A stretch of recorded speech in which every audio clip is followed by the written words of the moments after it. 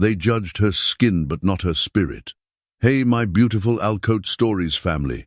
Welcome back to your favorite place where emotions breathe and stories touch the soul. Before we dive into today's powerful episode, I just want to take a moment to say this. You are not just viewers, you are family. And without your love, without your support, I am absolutely nothing. Tell me in the comments, where are you watching from, and what time is it right now? I'd love to know where my beautiful story family is tuning in from. Let me say a little prayer for you all. May your hearts be filled with peace, may your homes overflow with love, and may every storm you face today make way for light, healing, and strength tomorrow. Amen. Now, my sweet family, this story is more than fiction, it's a mirror to the soul. So I truly request you, please watch till the end. Let every moment speak to you, move you, and remind you that love has no limits, not of color, class, or past. But before we start, let me share something real. YouTube is starting to freeze my channel. If you don't support me, if you don't like or subscribe, YouTube hides my videos from you, and I don't want to lose you, not now, not ever. Oh.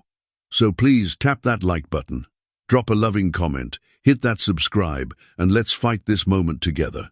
Because I know with unity, with your love, and with God on our side, we will stay strong and grow this channel beyond limits. Cameron Westfield stood at the heart of the glittering gala, the city's most powerful elite, swirling around him like polished chess pieces on a velvet board, each step rehearsed, each smile strategic. In his sharp, tailored tuxedo, he was every bit the American tech tycoon, ruthlessly brilliant, fabulously rich, and unapologetically cold. The chandelier light danced in his blue eyes, but there was no warmth behind the gleam. Born into legacy wealth and taught early that whiteness was not just privilege, but supremacy, Cameron wore his prejudice like a hidden emblem sewn into the lining of every designer suit. He sipped champagne while laughing at jokes that belittled diversity campaigns, his expression fixed in smug superiority, as if the world outside his circle was merely background noise. As the orchestra played a gentle overture, a shy young black boy, maybe 10 at most, in a wrinkled suit too big for his tiny shoulders, approached the stage where Cameron stood. The boy's wide eyes sparkled with innocent hope, holding out a small hand toward the man he had seen on magazine covers and tech expos. "Mr. Westfield," the child said softly, "you're my hero." For the briefest moment, silence fluttered through the crowd like a nervous bird. Cameron looked down not at the boy, but at the outstretched hand as though it were something contaminated, something offensive. He didn't smile. He didn't speak. He turned his gaze to his circle of elite guests, his lip curling with disdain as he let out a short, dismissive chuckle. "Security," he muttered, waving a hand without even acknowledging the boy directly. 2 suited guards appeared and ushered the child away, his tiny hand still hanging in the air as confusion darkened his face. The crowd around Cameron burst into laughter, not the kind that uplifts, but the kind that crushes. Elaine Westfield, his poised and icy mother, watched from across the room, her crimson lips curving into a proud smile, silently approving her son's performance. She had trained him well. "We don't mix blood with broken branches," she had once told him, referring to anyone outside their white, pure-blooded lineage. Cameron had absorbed every word like gospel. Even now, as applause rose for his donation speech scripted with buzzwords like diversity, outreach, and equality, his heart remained untouched by the weight of those words. To him, they were currency, not conviction. Miles Carter, his longtime business partner, glanced at Cameron with a flicker of discomfort, but said nothing. Speaking out wasn't safe here. This wasn't just a gala, it was a masquerade where kindness wore designer masks and cruelty came dressed in elegance. Cameron moved through the crowd with effortless arrogance, shaking hands with CEOs who congratulated him for his growing empire, exchanging empty praises, while a boy outside the ballroom cried in silence, his hero shattered into pieces. Cameron didn't care. He never had. He had built walls so high around his soul that not even the truth could climb over. "Don't let them touch you," his mother had whispered since childhood. "You're not like them." He believed it. He lived by it. As he stood beneath the golden light of $1 billion ceiling, hailed as a visionary, he was, in truth, a man hollowed by hatred he never dared question. No one in the room saw it. They only saw the wealth, the power, the perfect surface. But beneath that tailored exterior was a man whose heart had never truly beat for anyone beyond his reflection. And as the gala went on, no one least of all Cameron could foresee the moment when his perfectly constructed world would be dismantled by the very kind of soul he had spent his life avoiding. Not with fury, not with revenge, but with a kind of grace he had never known. A storm was coming, not of thunder or rain, but of truth. And it would begin not with a speech, but with a scream in the dark and a hand that dared to reach out, not to be praised, but to save. The storm rolled in without warning, the kind of darkness that swallowed the skyline whole, and as Cameron Westfield's black Bentley glided through the winding roads beyond the city, the downpour pelted the windshield like angry fists from the heavens. The wipers thrashed against the flood of rain, but visibility blurred into chaos. His phone buzzed on the leather console messages from investors, social invites, and one from his mother reminding him not to lower his guard at tomorrow's press event, but none of them mattered in this moment. He was alone in a storm, insulated by luxury, yet utterly unprepared for what fate had already set in motion. His hands tightened on the wheel as lightning split the sky like veins across a dying heart. The road shimmered with water and oil, a deceptive mirror, and as he took the next curve near the bridge, the tires skidded just for a breath, but that breath became a plunge. The guardrail cracked like brittle bone, and before he could scream, the world turned sideways, spinning, crashing, falling. Metal screeched, glass exploded, and then silence. The Bentley lay twisted beneath the bridge, buried in mud and shards and shadow, headlights blinking weakly like the final pulse of a dying machine. Cameron's chest heaved with pain as blood ran down his temple, warm and terrifying. The airbag had deployed but offered little comfort. His leg was pinned under the crushed dash, searing pain shooting up his spine every time he moved. Rainwater leaked through the broken windows, cold and rising around his waist. His phone miraculously intact lit up in the passenger seat. Hands shaking, he reached for it, pain slicing through his side. He dialed Miles. No answer. He tried his assistant. Voicemail. He called his mother. The line rang and rang. And then silence. No response, no callbacks. Not even a, "Where are you?" He triggered the car's emergency beacon-sent location, alerts to every contact, tagged, trusted, but no one came. No one even checked. His empire, his allies, his hand-picked circle of polished loyal missing in the hour he needed them most. The irony cut deeper than the wounds on his face. The man who built a world on power and pride now lay broken, unseen, unwanted. His breath grew ragged. Rain pounded the wreckage like a punishment. Thunder shook the sky, and the water crept higher. Panic clawed at his throat as he realized just how invisible he truly was when stripped of his wealth, his status, his name. He screamed not for help, but for the betrayal, for the terrifying truth that his entire life was built on sand. He pressed the horn. It sputtered. He tried again. A weak echo rang into the storm, then faded. Minutes passed, maybe hours. His body trembled as blood loss drained his strength, and the bitter taste of fear filled his mouth. Was this how it would end? Not in a boardroom, not in a scandal, but alone, in the rain, in the wreckage of a car that matched the wreckage of his soul. He closed his eyes. For the first time in decades, Cameron Westfield felt small, powerless, forgotten. A billionaire dying in a ditch, and not a single soul in the world cared enough to notice. But just as the night threatened to take its final breath, a soft sound emerged, footsteps crunching in mud, hesitant but real. A flicker of movement beyond the shattered windshield caught his eye. Someone was coming. A shape blurred by rain stepped closer. Not a uniform, not a drone. A person, not dressed in silk or gold, not part of his world, but somehow there. Hope flickered faintly in his eyes. The figure knelt near the broken glass, breath visible in the freezing air, and their hand reached forward through the storm knot to record, not to judge, but to help. In that moment, Cameron didn't see color.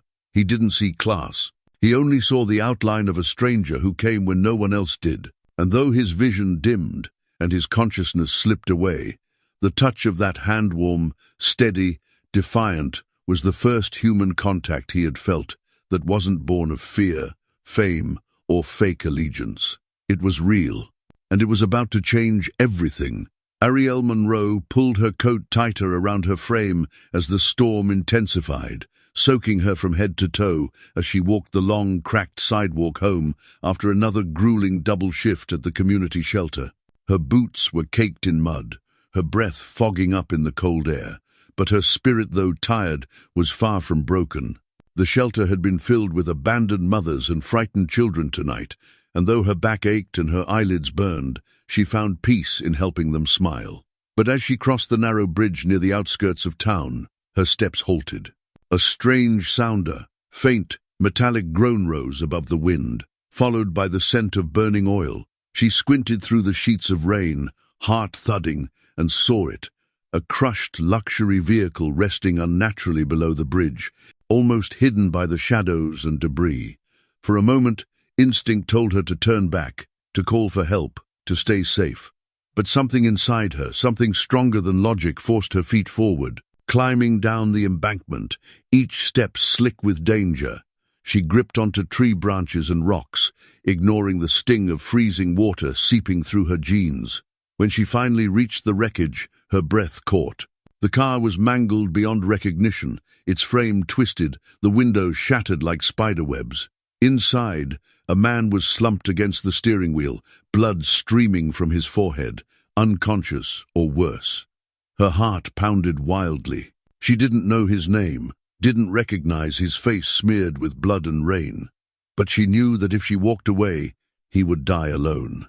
Without hesitation, she pulled open the door. It protested with a screech, but gave way, and the interior light flickered, revealing more of the stranger.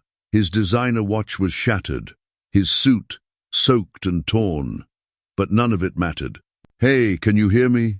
she shouted over the storm, touching his neck gently to feel for a pulse. Faint, weak, but alive. Her fingers trembled, not with fear but urgency. The dashboard was crumpled against his legs. Freeing him wouldn't be easy. She looked around, no headlights, no sirens, no help, just her, just him, just the storm. With a deep breath, she reached across his chest and unbuckled the seatbelt, then used her body weight to try pulling him out. Come on, she whispered, her muscles screaming in protest. "Don't die on me." The smell of gasoline thickened in the air. One wrong move and the wreck could ignite. Still, she didn't stop. She gritted her teeth, whispered a silent prayer, and yanked harder. The man groaned, barely conscious, but it was enough to keep her going. His eyes fluttered open for a brief second, unfocused, confused. Through the blood and haze, he saw a face hers drenched in rain, lips trembling from cold brown skin, shining beneath the glow of the storm. Somewhere deep in his fading mind, a flicker of recognition tried to rise, but he was too weak to place it. "You're okay," she murmured, voice shaking. "I've got you." And with one final surge of strength, Arielle pulled him out of the wreck and onto the wet earth, collapsing beside him with heaving breaths. Lightning flashed overhead, and in that brief illumination she saw something shatter not in the sky, but in her own assumptions. She had always been told people like him wouldn't care if someone like her vanished in the dark, and maybe that was true. Maybe he was one of them. But none of it mattered now. A life was a life, and hers had always been about showing up when no one else would. She looked down at him again, his breathing shallow, blood dripping down his collar, and for the first time, she noticed the familiar face from the news, from billboards, from the headlines that screamed of wealth and scandal. Cameron Westfield, the same man who once mocked a black boy at a gala, the same man whose name had become synonymous with arrogance. Her heart faltered for a moment. Her instincts whispered that she should walk away, let karma finish the job. But her soul, the part raised by a grandmother who believed in grace, refused to listen. "You don't deserve this," she whispered, "but that's not for me to decide." She cradled his head gently, removing her scarf and pressing it to his wound to slow the bleeding. Her hands were shaking, her knees soaked, but her resolve stayed steady. The irony was cruel, almost poetic. The man who believed he was above people like her now had his life resting in her hands. Yet she didn't feel superior. She didn't feel vindicated. She only felt human, the way her grandmother taught her to feel. Footsteps and sirens were still nowhere in sight. He was still her responsibility for now. She pulled out her phone, called for help, gave the coordinates, and stayed beside him until the dispatcher's voice promised they were on the way. And as thunder rumbled overhead, Arielle glanced down at the man unconscious beside her, not with hate, but with the fragile compassion that comes from seeing someone at their most helpless. Maybe he would remember this night. Maybe he wouldn't. But she would, because this was the night she saved the life of a man who never would have looked twice at her. A man who, whether he knew it yet or not, had just been rescued by the very soul he had spent his entire life trying to ignore. The rhythmic beeping of a heart monitor was the first sound Cameron Westfield heard as his consciousness clawed its way back from the fog of pain and darkness. Each pulse echoing through the sterile quiet like a reminder that, somehow, he was still alive. His eyelids fluttered open slowly, heavy as concrete, and the light above him was harsh, unfamiliar, flickering against stained ceiling tiles instead of the grand chandeliers he was used to. The room smelled faintly of antiseptic and age, and the mattress beneath him was thin, lumpy, and far from the hand-stitched luxury linens of his penthouse suite. Disoriented, he turned his head, a sharp pain lancing through his skull, and blinked through the blur. A small chair sat beside the bed, and in it was a figure still, calm, hands folded, eyes half closed, as though holding vigil over a stranger's life. It took him several blinks to focus, and when he did, his breath caught not from pain this time, but from something deeper, colder, more ingrained. She was black, brown-skinned, with delicate braids that framed her face, lips slightly parted in tired concentration. For a moment, he didn't know who she was, but then it came back in flashes, the rain, the crash, the voice, the hand that reached through shattered glass to pull him out. A bitter taste rose in his mouth, sharp and shameful. She had touched him. She had held him. A black woman. And the instinct he'd been conditioned into since childhood roared to life before reason could catch it. His gut twisted in reflexive disgust, eyes narrowing in confusion and unease, body tense, though broken. "You," he rasped, voice raw and rasping. Her eyes opened slowly at the sound, meeting his not with fear, not with defiance, but with a soft, steady light that unnerved him more than any confrontation ever could. "You're awake," she said simply, her voice warm like tea on a winter night, calm despite the weight of his gaze. "I wasn't sure you'd make it." He tried to speak again, but faltered. The words tangled in the back of his throat. No one had ever looked at him like that before, not with awe, not with resentment, just presence. It made him feel naked, weak. Her presence in this cramped, aging hospital room, far from the sterile, guarded world of his wealth, was disorienting.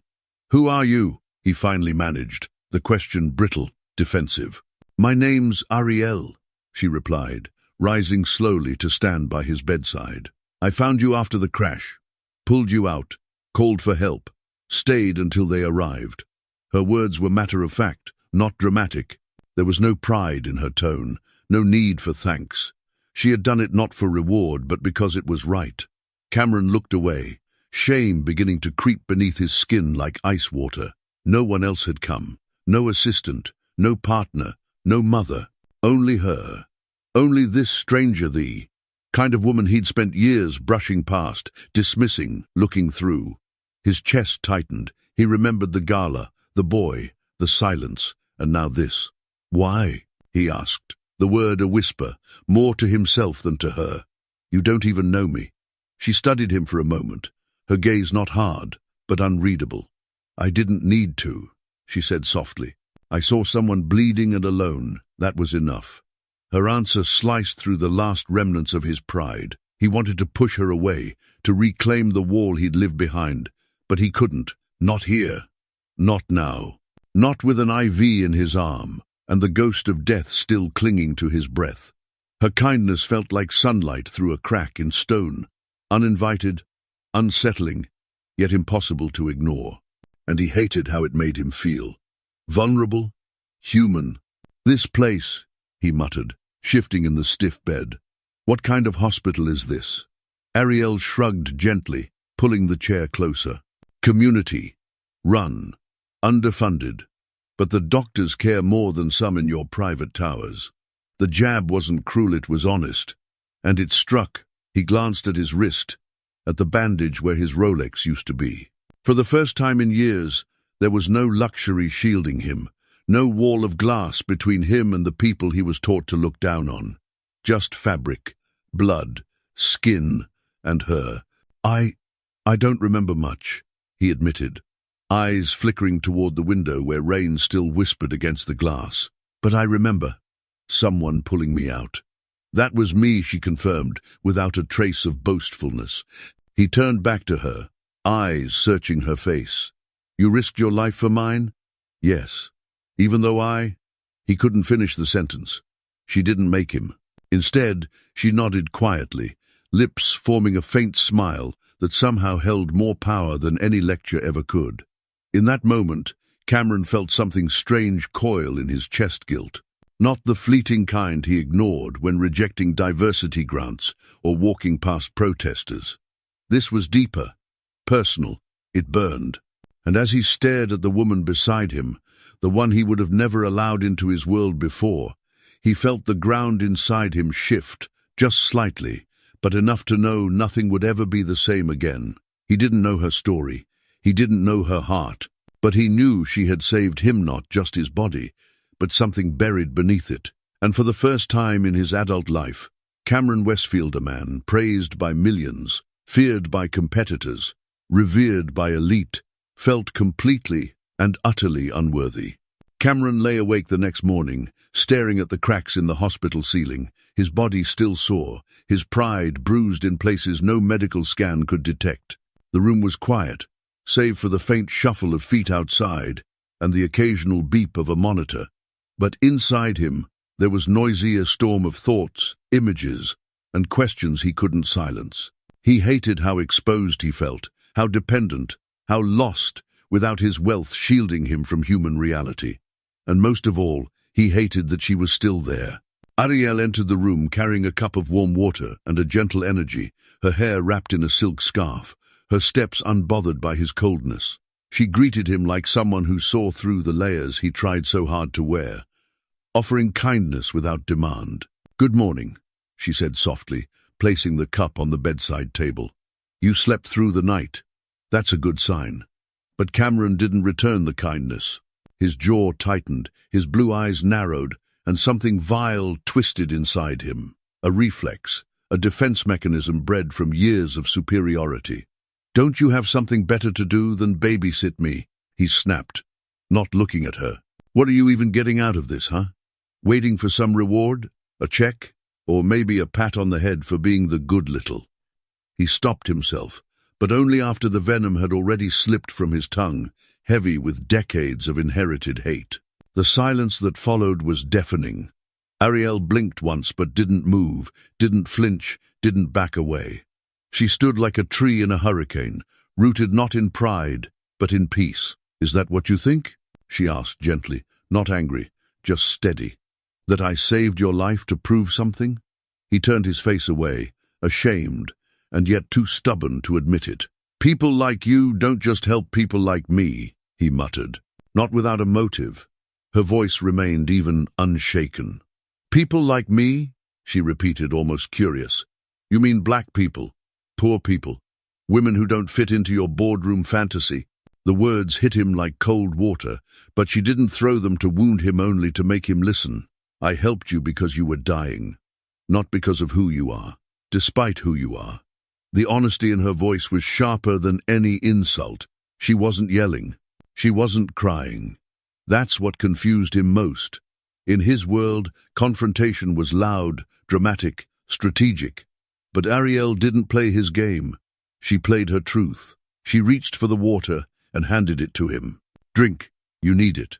He took it, too proud to say thank you, but her fingers brushed his slightly, and he flinched less from her skin and more from the mirror she unknowingly held up to his soul. Every racist dinner table joke, every sneer of his mother's, every hiring decision based on image, every moment he crossed the street to avoid a group of black teens, all of it came crashing down in that brief contact. He expected her to leave, to judge him, to humiliate him the way his circles had humiliated others. But she didn't. She sat quietly by the window, humming softly under her breath. A song he didn't recognize, but somehow felt familiar, like a lullaby from a place he'd never been allowed to see. Minutes passed. He watched her, not with fascination, but with confusion. Why wasn't she angry? Why wasn't she gone? Why hadn't she cursed him out or posted about his insults to the world? She was giving him more grace than he'd ever given anyone, and that unsettled him more than his injuries. "I don't get you," he muttered eventually, his voice quieter now, stripped of its armor. "You should hate me." She glanced at him, expression soft but tired. "Maybe I should," she said honestly, "but hate makes people small. I've seen what it does. I don't carry it. I carry something heavier, hope." That word hope landed like a rock in the hollow space between his ribs. He didn't have that. Not real hope, only money, image, and control. Things that had vanished the moment his car went over that bridge. Shame settled over him like a heavy coat, one he'd never realized he wore until someone tried to lift it. He looked at her then, really looked at the tired lines around her eyes, the quiet strength in her shoulders, the calm in her presence, and, for the first time, he saw not a label, not a stereotype, but a person, a woman, a human being, one far stronger than he'd ever been. "I'm sorry," he whispered, not expecting forgiveness. Arielle nodded once, accepting the apology without offering absolution. "Healing starts when the truth hurts more than the lie," she replied, standing up. "Rest. You'll need strength for what comes next." And with that, she left the room, not to escape him, but to let him sit in the silence he had earned. Alone now, Cameron stared at the door she had just closed, the taste of his own words still bitter in his mouth. For the first time in his life, the mirror didn't reflect success or brilliance. It reflected rot. And somewhere deep inside, a crack formed, not wide, not loud, but real. A tiny break in the wall built by generations. And from that fracture, the first flicker of something he never allowed before: shame. The silence that followed Arielle's exit weighed on Cameron like a second skin, suffocating and impossible to peel off, even as sunlight pushed shyly through the hospital blinds. He sat in that stillness for what felt like hours, the beeping machines mocking the hollow rhythm of his thoughts. When the door finally opened again, it wasn't a nurse or Arielite, was Miles Carter, Cameron's oldest friend, business partner, and one of the few people who'd stuck around since college. Miles stepped into the room, sharply dressed in a storm-grey suit, his expression tight with restrained anger and something else, disappointment. "You look like hell," he muttered, but there was no warmth in his tone. Cameron tried to smirk, but it fell flat. "Been through it." "Yeah, and pulled out of it by someone you don't even have the decency to respect," Miles snapped, moving closer, voice low but seething. "I just spoke to the nurse. She told me Arielle stayed all night, and then I heard what you said to her yesterday." Cameron's jaw clenched. "You don't know the full story." "No," Miles interrupted, "but I know enough. She risked her life to drag your unconscious body out of a totaled car in the middle of a thunderstorm. You were bleeding out. No one else showed up. Not your assistant, not your family, not your precious investors. Her, a stranger. And what do? You repay her with arrogance and slurs like some spoiled, brainwashed bigot stuck in 1953. Cameron's eyes flared. "Watch it." "No," Miles said, slamming his hand on the end of the hospital bed. "You watch it. I've stood by you through a lot: your tantrums, your control freak moments, your mother's dinner parties where she looks through me like I'm just another accessory. But this?" He leaned closer. This is the first time I've genuinely been ashamed to call you my friend." The words landed like fists, but softer, somehow more cutting, for how deeply true they felt. Cameron shifted uncomfortably, his body aching but his pride aching more. "You think I'm just, what, a racist with a bank account?" "I think," Miles said, voice quieter now but firmer than ever, "you've lived so long in your bubble of privilege, you don't even know what humanity looks like anymore, unless it's dressed like you, thinks like you, or benefits your brand." Cameron looked away, ashamed but unwilling to crumble. "Not yet. She made me uncomfortable," he muttered. "Good." Miles shot back without hesitation. "Discomfort means something real is finally happening inside you." Cameron rubbed his temple. "It's not that simple, Miles. You know how I was raised. You know what Elaine drilled into me since I was a kid. Color wasn't just noticed, it was used as a filter, a barrier, a weapon." "I know," Miles said, his voice losing its edge. "I've seen it. I've lived it. And I gave you grace for it, because I thought one day, maybe, you'd wake up. Maybe something would crack through that frozen shell. But if a woman saving your life can't change you, then nothing will." Cameron swallowed hard. Images of Arielle's calm eyes, her gentle voice, her steadiness despite his venom flashed across his mind like slow-burning film. "I didn't know what to do with it," he whispered. "With her kindness, it made me feel small." "Because you were," Miles said simply. "For once, you weren't the savior. You weren't the smartest guy in the room. You weren't the center. And instead of embracing that shift, you tried to smother it." The truth stung. Cameron had always lived at the center of boardrooms, headlines, his mother's expectations. But here was a woman who had nothing to gain, yet gave him everything in his most broken moment. And instead of gratitude, he gave her hate. "I want to fix it," he murmured suddenly, surprising even himself. "I don't know how yet, but—" "Start by listening," Miles said, "and stop trying to dominate every moment. You don't need to lead this time. You need to follow. You need to learn." Cameron looked up at him, genuinely lost. "You think she'd even give me the time of day again?" "That's not your right to assume," Miles said. "But if you're lucky, she might show you the same grace twice." He turned to leave, then paused at the door. "And Cameron, if you really want to become a man worth remembering, start by letting go of the one who built himself on lies."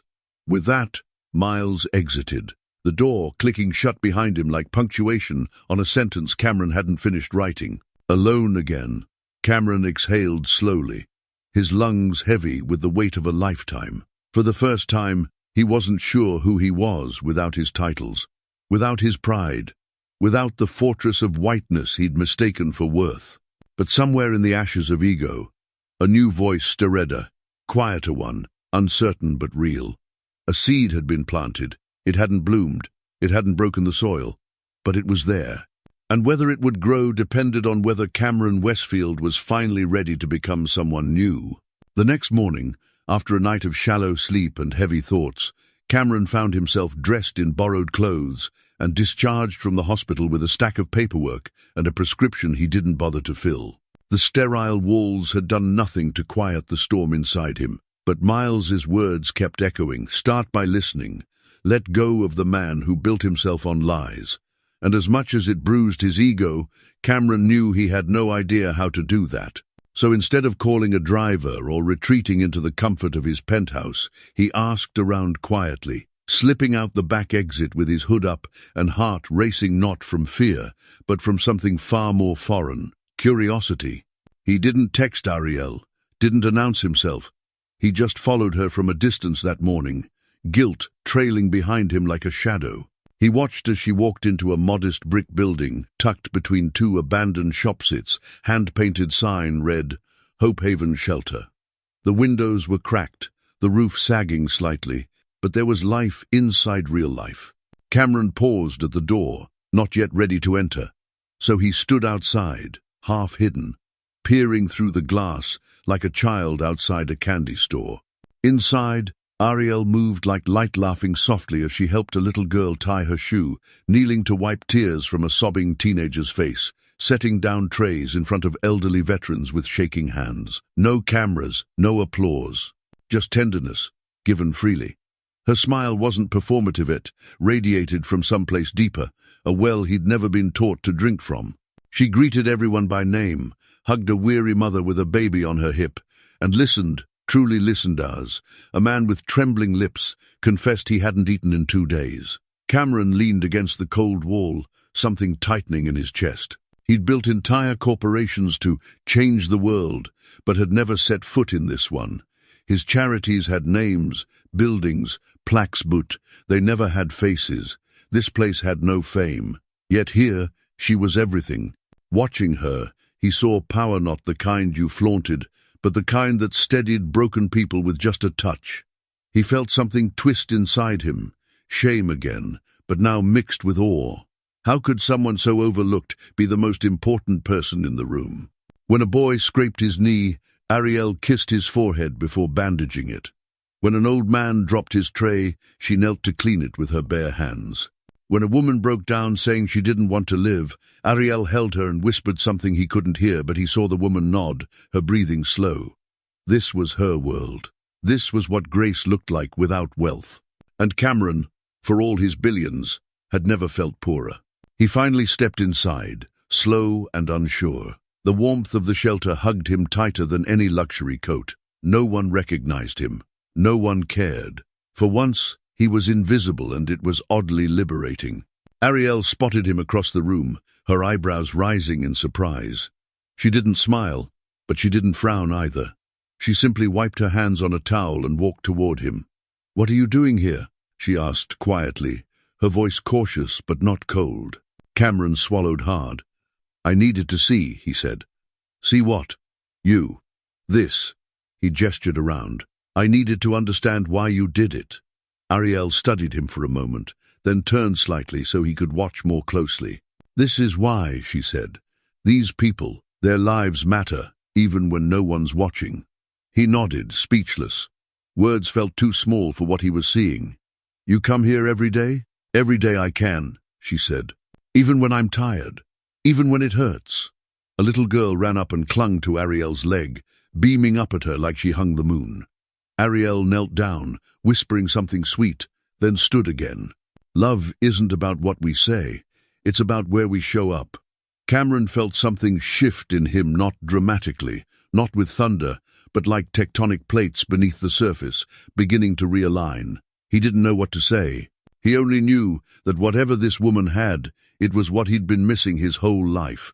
It wasn't just her kindness. It was her strength, her willingness to serve when no one clapped, her ability to hold space for pain without flinching.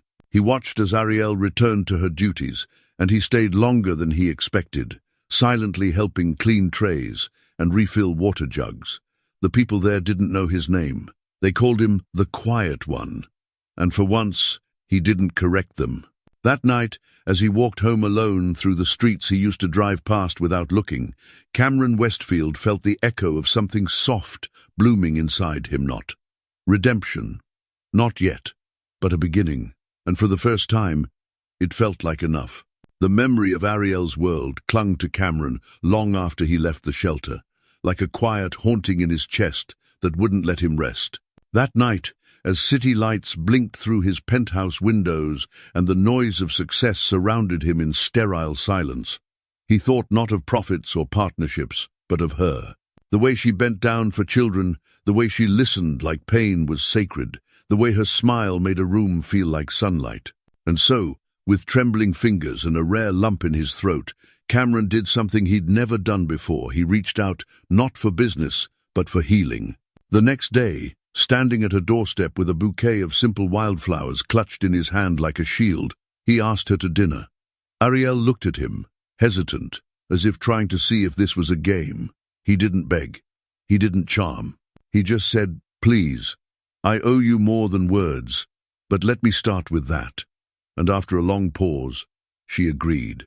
The restaurant he chose was upscale, of course familiar territory for him, but he made sure it was quiet, intimate, away from the paparazzi-laden hotspots he used to frequent with models and moguls. Arielle walked in wearing a soft green dress that complemented her skin like the color had been made for her. She was breathtaking, but not just in appearance. It was her presence, her calm dignity, her courage to even show up. Cameron stood when she arrived, his voice unsteady. "You look stunning. Let's just eat," she said, her tone guarded, not unkind. He nodded, and the meal began with silence and stolen glances. Between sips of wine and gentle conversation, he slowly began to unravel the apology he'd been rehearsing. "I was raised on lies," he confessed quietly, "about people, about you, about the world outside my glass tower, and I don't expect you to forgive me, but I want to change. I want to unlearn everything." Arielle looked at him, eyes softening, her posture slowly relaxing.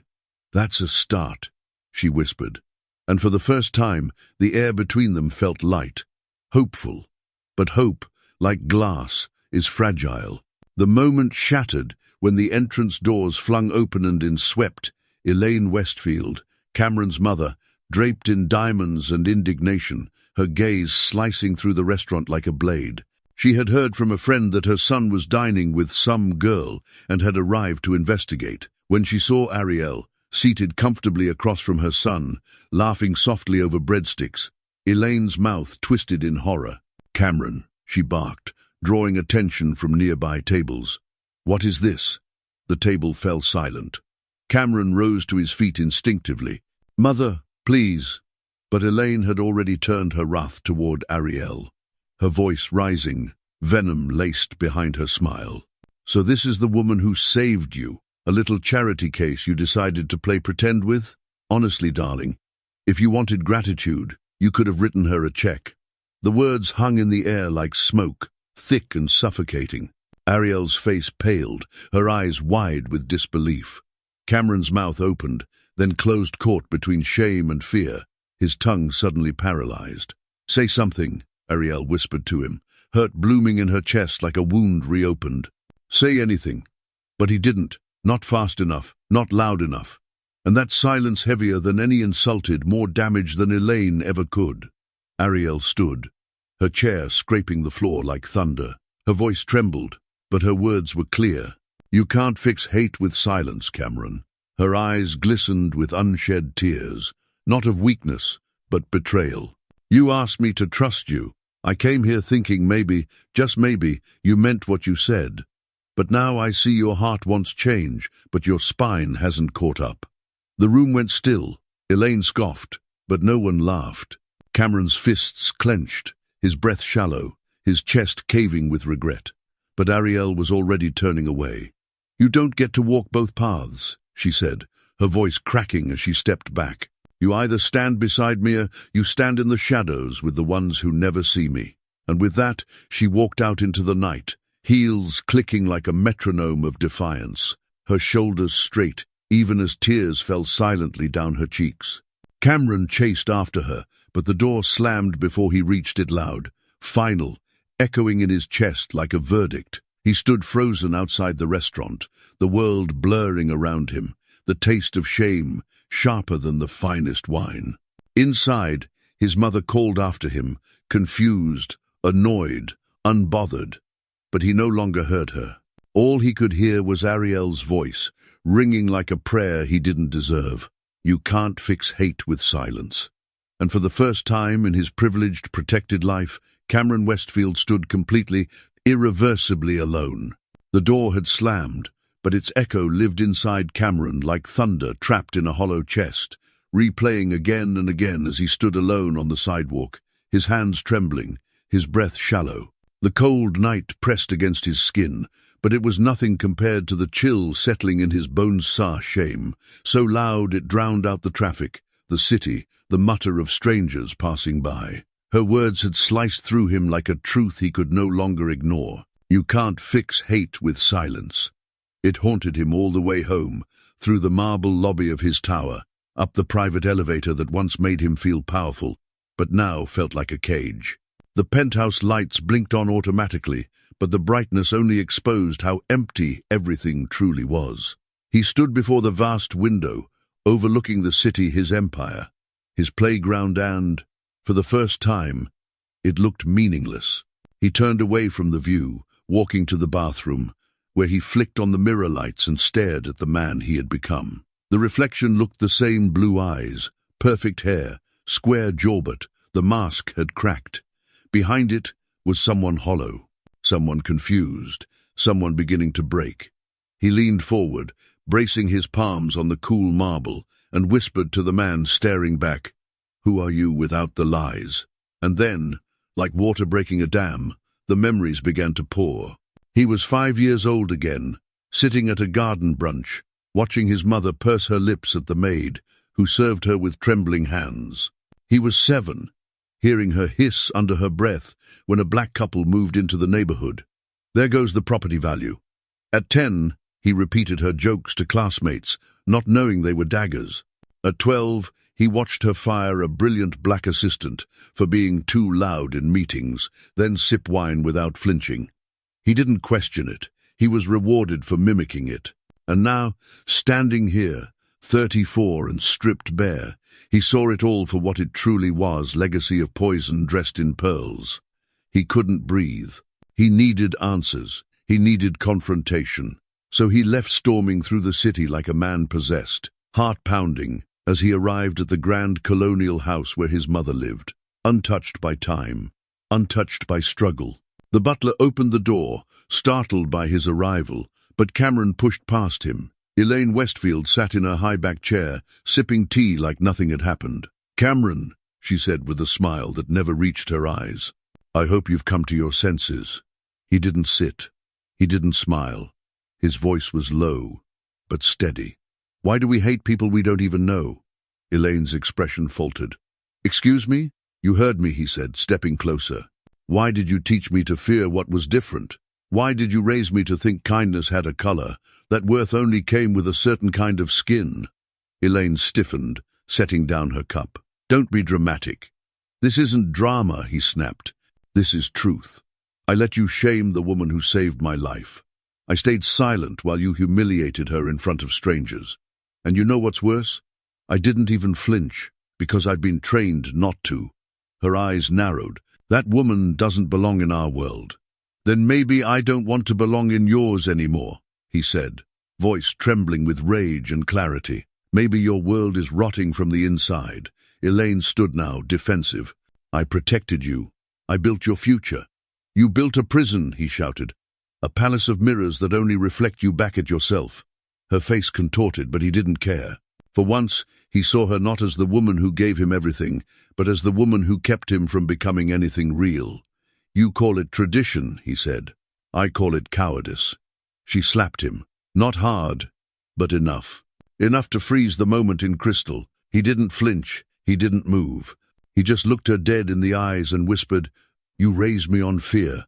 Arielle saved me with love. One of you taught me how to hate. The other showed me how to feel. Tell me who's truly beneath the other." Elaine turned away, trembling now, shaken not by his rebellion, but by the mirror he had finally held up to her. He didn't wait for a response. He walked out, heart pounding, legs weak, but soul strangely light. He stepped into the night again, but this time something had changed. He wasn't running from guilt. He was running toward truth. And though he didn't know what forgiveness looked like, he knew where to start. He whispered into the wind, "Arielle, I'm not who I was." And somewhere deep inside, for the first time in his life, he believed it. Morning light spilled over the cracked sidewalks like hope searching for a way in. And for the first time in his life, Cameron Westfield wasn't dressed in silk or tailored suits. She wore jeans, a plain grey hoodie, and a face stripped of pride. The wind carried the sounds of the city around him, but his heart beat with one intention: show up. No press release, no camera crew, no driver waiting at the curb. Just him, humbled and unsure, standing outside Hope Haven shelter with a knot in his stomach and Arielle's voice echoing in his mind. He pushed the door open slowly, the familiar creak welcoming him back. But this time not as a guest, this time as a man in search of meaning. Inside, the same smell of soup and antiseptic filled the air, but the warmth he remembered had shifted. Arielle stood near the back, organizing donated coats. her eyes catching his like thunderclouds meeting blue sky. She didn't smile. She didn't speak. Her body stilled, then turned away.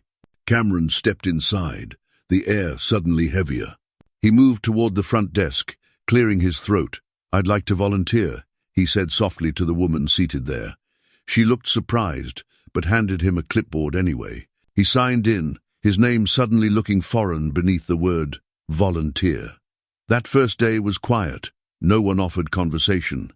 Arielle barely looked his way. He swept floors, wiped tables, served soup with a forced smile that faded each time his gaze found Hersand, saw nothing but guarded steel. Still, he came back the next day, and the next. At first, the others watched him like a tourist in a foreign land. But soon, his hands began to learn humility.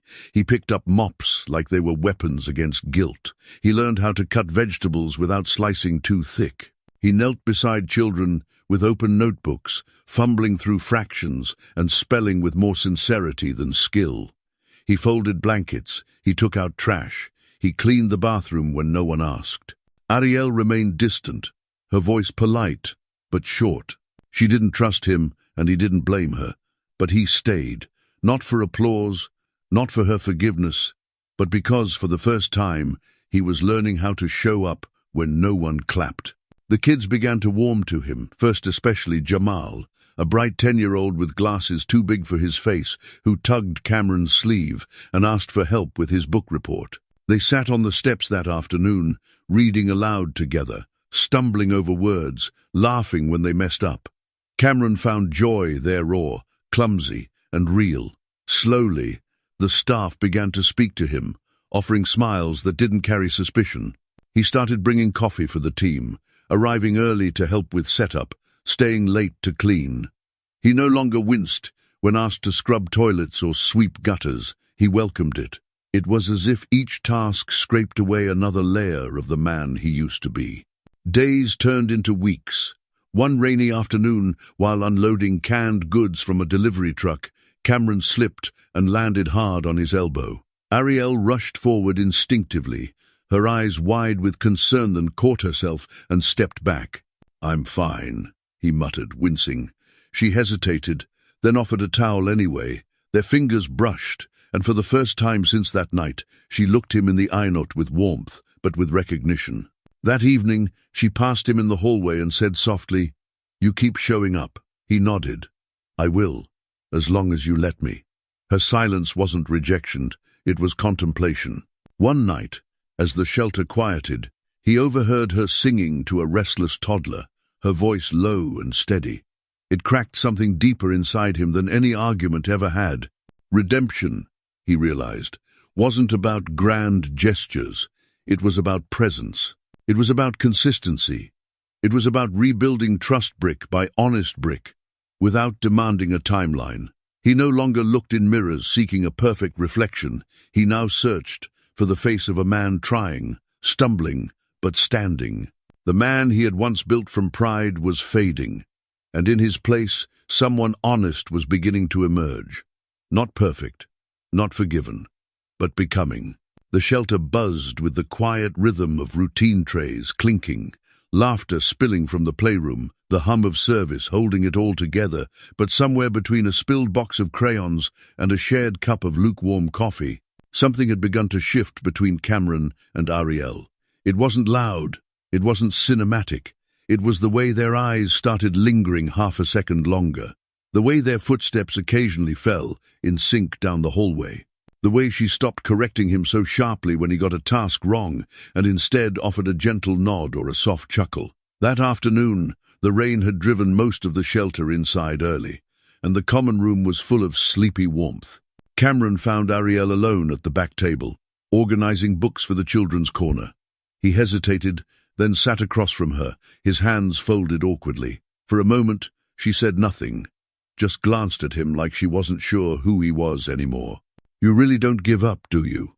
she asked, eyes steady. He shook his head. "Not anymore. Not on the things that matter." A small smile tugged at her lips just for a moment, but then faded. "Why now?" she asked. "Why me?"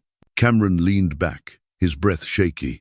Because you're the only person who didn't expect anything from me, and you gave me more than anyone ever has. I just didn't know how to hold it. The table fell into silence, but it wasn't uncomfortable. It was full. Arielle looked down at the books, running her fingers across the spine of one like it was the edge of a memory. You know, when I was a little girl, she said quietly, my mother used to tell me that being kind in this world was like holding a candle in the wind. Some people would just keep trying to blow it out. Cameron swallowed hard, watching her. I used to be one of those people. I know, she said, not cruelly, just honest. But you're not anymore. They talked then, truly talked for the first time, about childhoods shaped by opposite skies.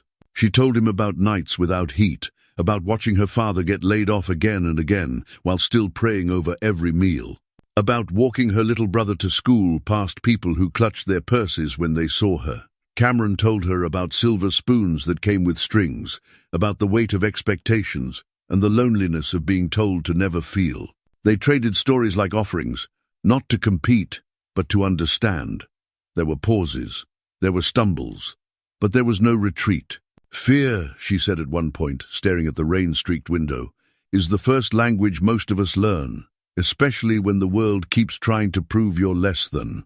I think I learned fear second, he admitted, after entitlement, but it burns just the same. She looked at him, long and searching, as if weighing the truth in his eyes, and something in her softened not, melted. Not yet, but shifted. You're different now, she whispered. Not completely, but different. I want to be, he said. Not just for you, for me, for the kid I might raise one day who deserves better than the man I used to be. Her breath caught slightly at that. The room around them faded, the noise of the shelter turning into background music for something that felt bigger than words. You don't get to fix everything, she warned gently. I'm not asking to, he replied. I'm just asking for a chance to stand beside you. No pretending, no saving, just standing. She didn't answer with words. She just held his gaze a little longer this time, until it felt like the silence between them wasn't silence at all, but something sacred being born. And in that fragile space, amid the dust and fluorescent lights and forgotten books, a connection took root, not fast, not fiery, but real. Real enough to scare them both, real enough to change everything. The fragile space between them, once filled with cautious hope and quiet healing, shattered the moment the world noticed. It began with a single photo. Cameron crouched beside Arielle and a group of shelter kids, smiling with Jamal perched on his shoulders. Arielle standing behind him, laughing, radiant in the background. The image, so innocent and human, exploded across social media within hours, not as a celebration, but as a scandal. News outlets ran with headlines dripping in venom. Billionaire goes from boardroom to backstreets. Westfield throws legacy away for shelter girl. From tech tycoon to token romance. The comments were worse. Cruel memes. Dog whistles buried in corporate jargon. Investors panicked. Emails poured in angry, cold, afraid. Deals that were once airtight were suddenly under review. Major clients pulled out. Stocks trembled. And Cameron's name, once synonymous with prestige, was now a magnet for mockery. But the worst cut came not from the internet, not from Wall Street, but from Elaine. In a sharp, rehearsed interview on a primetime network, she sat poised and venom-laced, declaring her complete disapproval of her son's reckless choices. This isn't about love, she said coldly. This is about weakness, about abandoning our values. She ended with a sentence that buried itself in Cameron's chest like ice. I no longer recognize him as my son. He watched the broadcast in silence. Arielle sitting across the room, her hands clenched in her lap. When the screen went dark, she didn't look at him immediately. Her voice trembled when it finally broke the silence. This isn't going to stop. Cameron nodded slowly, jaw tight. I know. They're coming for your company, your name, your blood. I know, he whispered. You'll lose everything. He stood, stepping closer. But she rose too, shaking her head, tears threatening. Then walk away, Cameron, please, before this gets worse. He stared at her, stunned. "What? You don't need to prove anything to me," she said, voice cracking. "You've already changed. You've already done more than anyone could have asked. But this fight isn't fair. You're bleeding for loving someone like me, and the world won't let up." "I don't care about the world," he said. Louder now, chest heaving. "I care about you." "But I care about you," she cried, stepping back. "And I can't watch them destroy you for something you don't deserve to suffer for. You were raised in glass towers, Cameron. They are breaking every window now, and it's all because of me." He reached for her, desperate. "You are not the reason. You are the reason I see clearly. You are the reason I feel. Let them burn the towers. I was suffocating in them anyway." But Arielle shook her head, her heartbreak palpable. "You don't know how far they'll go. Your name, your company, your safety, it's all unraveling, and I won't let you be a martyr in my name." Cameron's voice cracked, the pressure of loss already crushing him. "Then what do you want me to do? Pretend none of this mattered, that you didn't matter?" "I want you to live," she whispered, tears streaming now. "I want you to have a life not built on pain. And if that means letting me go, then let me go." The words landed like bricks. He stumbled back, his breath gone. "You're asking me to walk away from the only thing that's ever been real." She wiped her cheeks, her lips quivering. "I'm asking you to survive." Silence swallowed the room, thick and suffocating. Cameron lowered his head, fists clenched. But he didn't argue. He didn't beg. He simply looked up at her, his eyes red and raw, and whispered, "Then I'll walk away. But don't ask me to stop loving you. I never will." She turned then, unable to hold his gaze, and he walked out the door with the weight of the world crushing his shoulders, each step feeling like a goodbye he didn't want to give. Outside, the cameras were waiting, but he didn't flinch. Let them see the man who chose love over legacy, even if it cost him everything. The flashbulbs exploded around him the moment he stepped into the press room, but Cameron didn't blink. Not this time. Not when his name was being dragged across headlines, not when stockholders whispered betrayal, and not even when the very empire he'd built now threatened to collapse beneath his feet. He'd walked away from Arielle not because he stopped loving her, but because she loved him enough to believe he should survive. But survival without truth was just another cage, and this time he was ready to shatter it in front of the world. He stood behind the podium, not in one of his $1,000 tailored suits, but in the same hoodie and jeans he wore at the shelter, because he needed the world to see the man he had become, nor the brand they built. His team had begged him to cancel. His PR agent quit that morning, but Cameron didn't need spin. He needed truth. He looked into the sea of cameras, flashes stinging his eyes, microphones crowding his space like vultures, and then he took a breath, long and steady. "I know many of you came here expecting an apology," he began, his voice clear, calm, unshaken. "But I'm not sorry." A hush fell. Reporters paused mid-keystroke. Cameron gripped the podium, his knuckles white but his heart steady. "I'm not sorry for loving someone who doesn't fit into your broken expectations.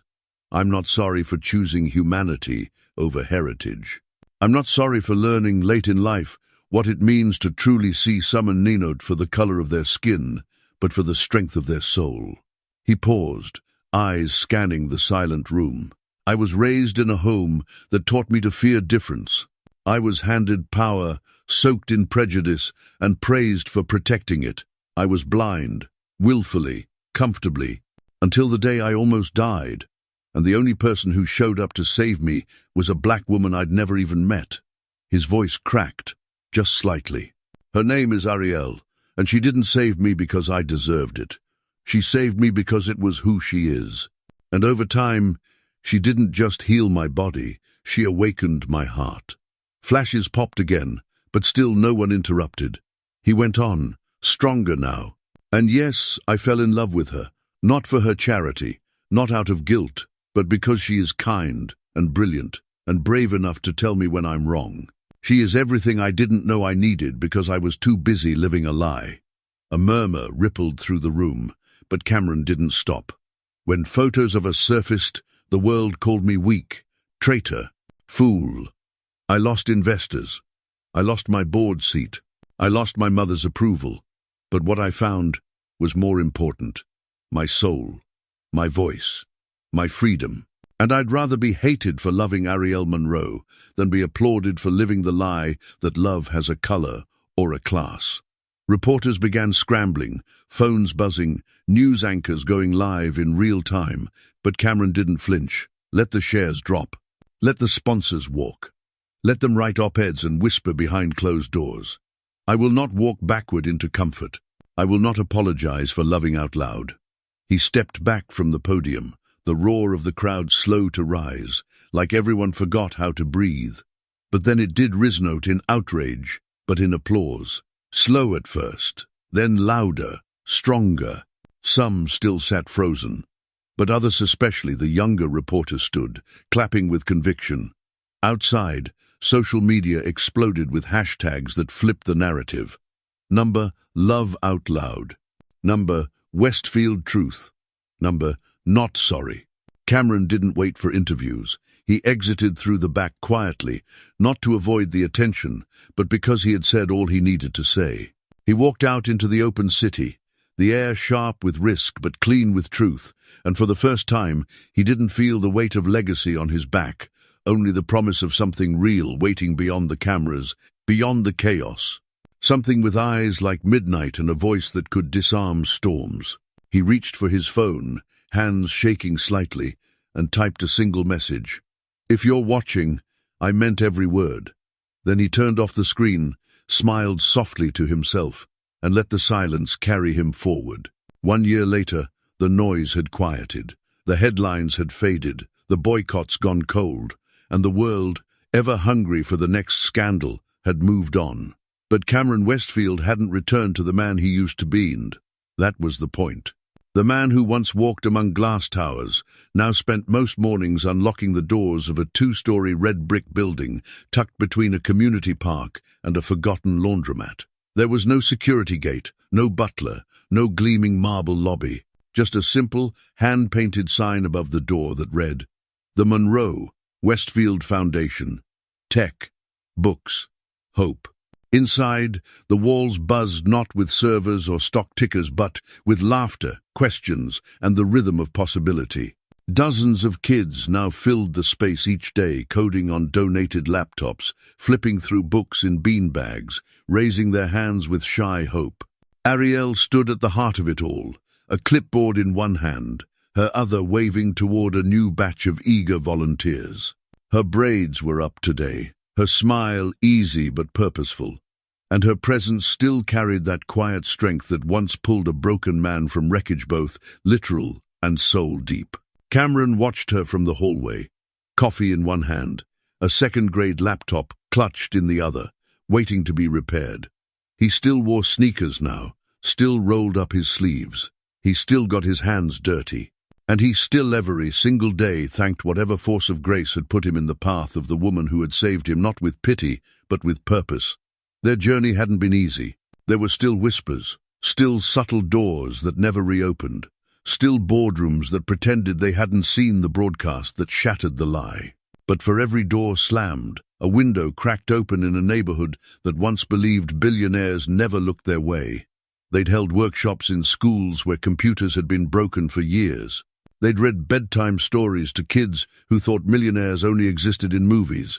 They taught tech, yes, but more than that. They taught visibility, voice, worth, love, not as a dream, but a tool. That afternoon, as the sun dipped low over the city, Cameron and Arielle stood outside the building, watching the final students wave goodbye, their backpacks bouncing, their futures shifting, quietly, with every step. He reached for her hand, and she took it without hesitation, lacing her fingers into his with the same strength that once pulled him from the rain. They walked together down the sidewalk, not fast, not performative, just present. Some people still stared, but others nodded. A few even smiled, and neither of them cared what anyone thought, because they had already built something greater than approval. They had built truth.